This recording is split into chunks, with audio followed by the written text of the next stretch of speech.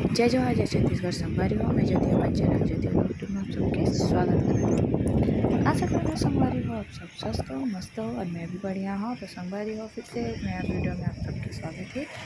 संगवारी हो आज जो है मतलब कल परसों जो है बहुत तेज़ बारिश हुई है दिन रात करके। तो नदी के जलस्तर जो है बढ़ चुके देख सका था। शिवनाथ नदी के जो बांध है ना मोगरा बैराज ओला जो है अभी खोल दिए गए हैं। तेकर वजह से देख सकते हो नदी के जो जलस्तर है बहुत ज़्यादा बढ़ चुके हैं एकदम ज़्यादा ही। तो पिछले वीडियो में आप देख ही रहे हो कि नदी जो है एकदम पानी जो है नदी के पानी बहुत कम रही से, लेकिन आज देख सकते हो कितना नदी जो है एकदम बहुत ज़्यादा चलत है।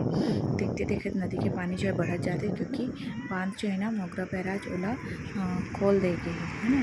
तो एक देख सकते हो कितना ज़्यादा मतलब पानी आ गई है नदी में। तो एक नज़ारा आप देख सकते हो कितना प्यारा लगत है। और जब बरसात पूरा अपन चरम सीमा में रहती ना तो पानी जो है पूरा नदी जो है बाढ़ में रहती, आसपास के गाँव तो वो माहौल अगर बनी ना संगवारी हो तो ओला भी आप मन के साथ शेयर करूँ। तब तक ये वीडियो एंजॉय करो। मिलते हैं नेक्स्ट वीडियो में।